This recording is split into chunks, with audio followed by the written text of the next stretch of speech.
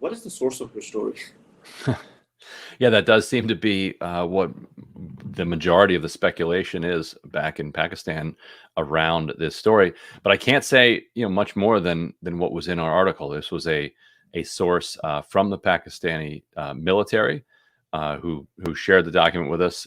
We through a variety of different means, checked the contents, the substance, and the kind of markings of the document in order to make sure that this was authentic and something that we could something that we could publish with confidence.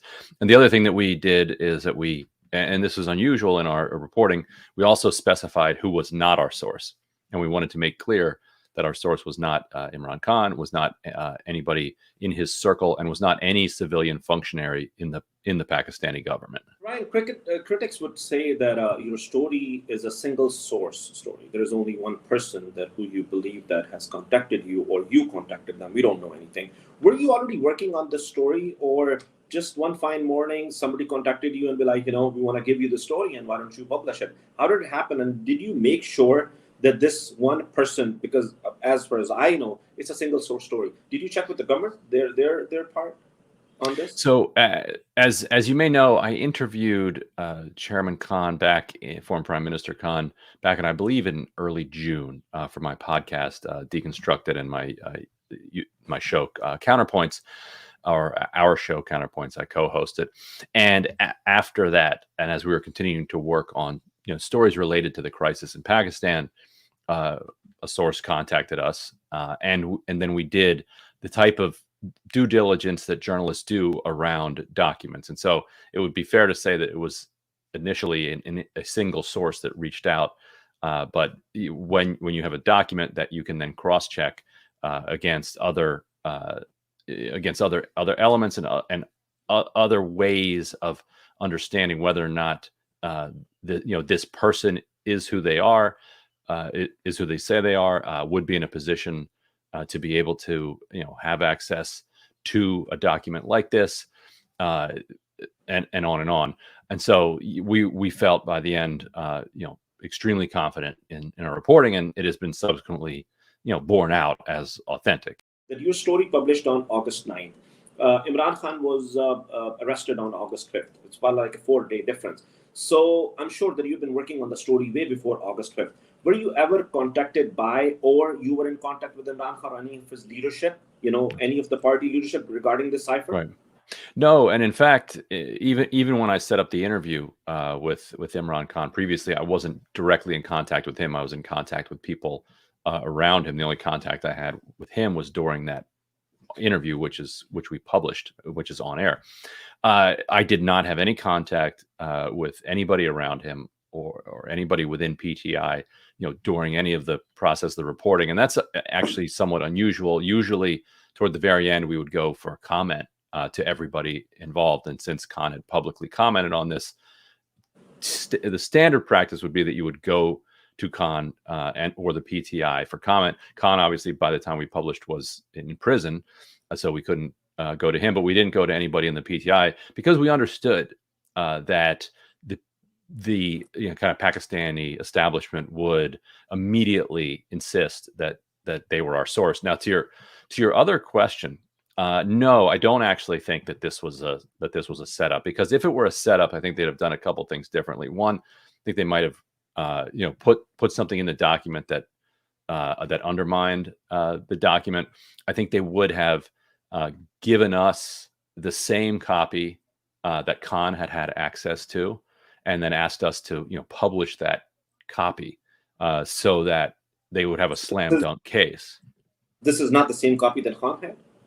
I don't want to comment on what copy we have, but the source would have given us the same copy that Khan had, and they would have asked us to publish the copy of it so that you could then link them directly. Now, about the cable, the document the cipher, the document that you have printed, that you got the copy and all that. What we have heard, and I think you have mentioned in the story too, in your story, that it has much toned down by Asad Majid, the ambassador. The real conversation was much more aggressive by the U.S., either basically it's like a 9/11, right after the 9/11 when they called Pervez Musharraf that either you're with us or you're against us, you know. So was it the same kind of tone that they have used? Either you remove Imran Khan through the vote of no confidence and he's not there anymore, or we're going to take action against him. So do you What we think do that, know, yeah, well, I mean, what we do know is that the ambassador in his assessment did not leave any room for interpretation or any gray area. That his assessment, which people can read at the bottom of the cable, which is published at theintercept.com, is that Lou was speaking out of turn, and that they ought to consider a démarche, you know, from the Pakistani government to the United States to officially complain that this was out of turn, that this had gone far beyond kind of normal diplomatic back and forth. And so I think that if you look at that assessment and read between the lines of it, but you know, even the language that is quoted in the document is pretty direct. Like, people call it diplomatic, but it's not. You're not really couching what you're saying, you know, behind much diplomatic ease when you say, you know, if the no confidence vote succeeds, all will be forgiven. Like, that's pretty clear. Like, that you don't need kind of to have gone to Georgetown for foreign relations to interpret, you know, what he's trying to say there. if there is an investigation on cipher, who do you think from the Pakistani side would be responsible, or there won't be any? Well, I mean, I think the idea that with a situation like this, that the hunt would be for the source, that the criminalization would be about who blew the whistle on this, is, you know, misses the real point here. The point here is that this was a public service, that the public, you know, had a right to know this information, that the public had been debating, you know, what was said in this meeting and what the role of this meeting was in the unfolding of Pakistani politics for a year and a half. A democracy deserves to have an informed, kind of democratic public. And so, you know, I think the person who shared this document is a public servant and somebody who deserves public praise, not prosecution. But it was not Imran Khan. It was not anybody in his circle. I couldn't be any more clear about that. Diplomats are used to politicians taking one stand publicly and then taking a separate stand privately, like that. You know, the United States has that arrangement with a lot of leaders and a lot of governments around the world, that we're going to do X, but you're going to tell the public that we're not doing X. Like, that's fairly normal. Now, if the State Department believed that he meant what he said, and if that belief was strengthened by his, what they called, quote unquote, aggressive neutrality between Russia and Ukraine, then you could see how those things would then end up being linked up, and they would increasingly see Khan as somebody who's not willing to kind of take orders from Washington. And so there was also, and we write about this in the article, a critical hearing in the United States Senate in early March of 2022, where Chris Van Hollen, a Democratic senator from Maryland, who is one of the most kind of well-respected foreign voices on foreign policy in the Senate, particularly if you're somebody in the State Department. Van Hollen knows what he's talking about. He was a former staffer on the Senate Foreign Relations Committee. He's very much in that world. And so when Van Hollen speaks, people in the State Department listens. And Van Hollen really called Don Liu onto the carpet and said, you are here, complaining. You've complained that Imran Khan is not supporting Ukraine policy, but isn't it your job as a diplomat to speak to somebody in Pakistan ahead of time that if this is so important to us, that we ought to be, aggressively, using our powers of diplomacy in order to try to get the thing that we want out of the government. So why was the State Department not even bothering to talk to Pakistan? So this was a very public kind of berating that Liu took from Van Hollen, and then it was only a few days later that this luncheon meeting happens, and you could sort of see kind of Liu kind of taking out the beating that he took on the Pakistani ambassador. So I think you have to understand that kind of relationship as well to understand how this unfolded. The most clear hypocrisy, of course, and contradiction would be that the entire rationale for ousting the democratically elected government of Pakistan was to support sovereignty in a different country, Ukraine. So the entire thing kind of just falls apart amid its own contradictions, just right there at the very beginning. The reason, for instance, that Trump pulled out of Obama's Iran deal was not because he didn't like the Iran deal, it's because it was Obama's Iran deal, and he just wanted to undo whatever Obama had done. Certainly, there were the pro-Israel lobby and others were pushing him to do it, but mostly it was about just being against whatever Obama was for. And so I can imagine Trump trying to reverse it just for that reason. But it very much depends on who has his ear at any given moment. What would be your opinion? I mean, to say, why would always U.S. deals with the Pakistani military establishment, but not the elected government? We have had the elected government for the past about like good 15 years now. But sure, before that it was a dictatorship. There was a dictator who was ruling the country, but there was still a democratic process. But they always, whenever they visit Pakistan, they gotta visit the Prime Minister office and the GHQ too. So why is that? Why is there ties? This is against the American democracy, democratic values itself.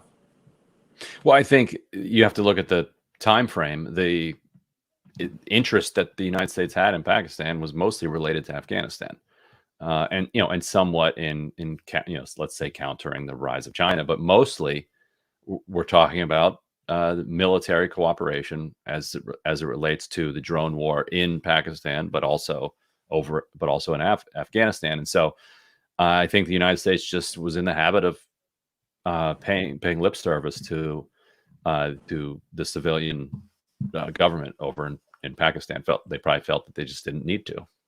We have seen the human rights violation from the last 16 months over and over again. 10,000 people were abducted. People have been picked up. They are being in the court. I mean, for the wrong allegations, political motivated cases against Imran Khan, against the party. Why not? There is any human right, violation or human right. I mean, the voices from the U.S., especially from the Oval Office, I'm talking about, or the Biden administration, in the favor of the party who's going through whatever they're going through from the last 16 months, and they said that it has nothing to do with us. It's their internal matter.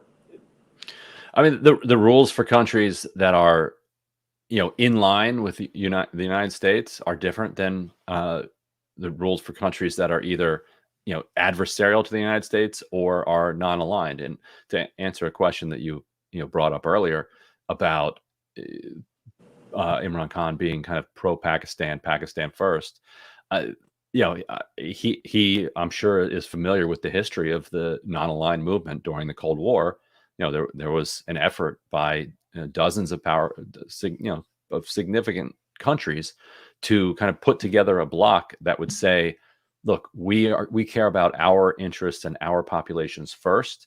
We are not aligned either with the Soviet Union or with the United States. We're a non-aligned bloc that is interested in economic growth and et cetera for our own people.